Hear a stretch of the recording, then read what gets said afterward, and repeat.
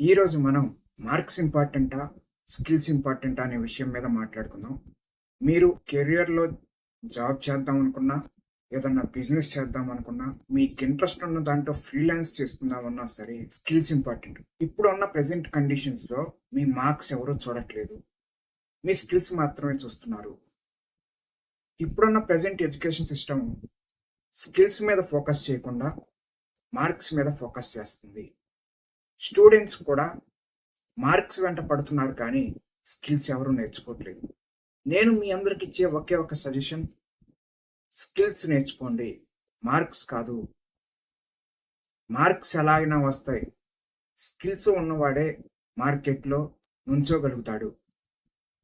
Skills లేని వాడిని ఎవరు పట్టించుకోరు.